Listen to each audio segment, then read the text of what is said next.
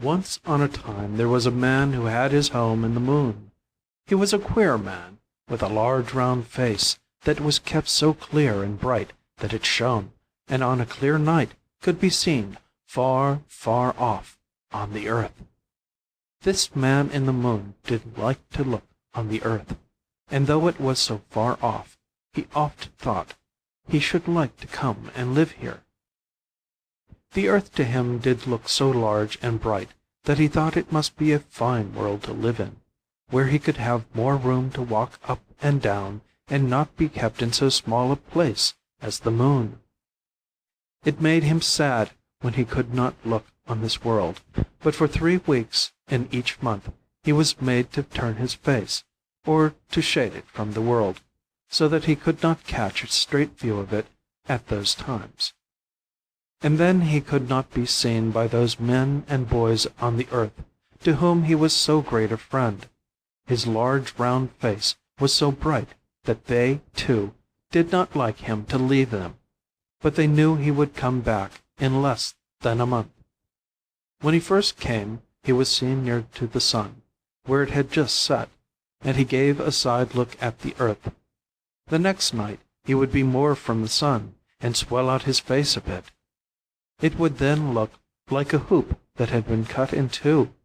His face would grow more fat each night, till one eye could be seen, then two, and then his whole round face.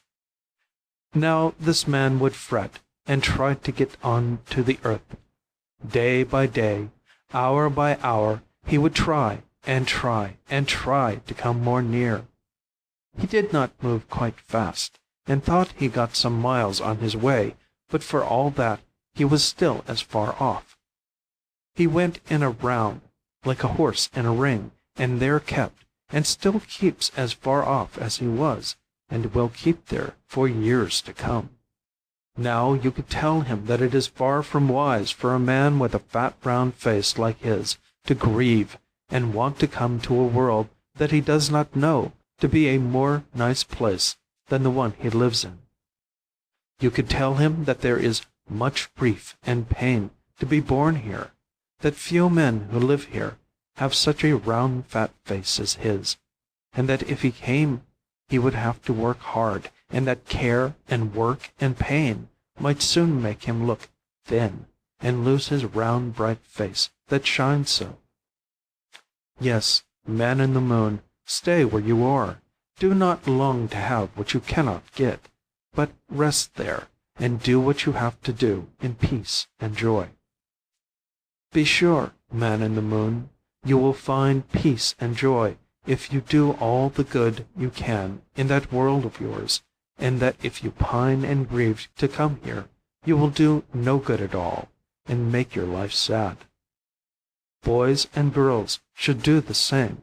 They should not want to reach the man in the moon, but try to make the best of what they have. They may be sure that to be good and do as they are bid will give them more joy than the most bright things they could find in the moon.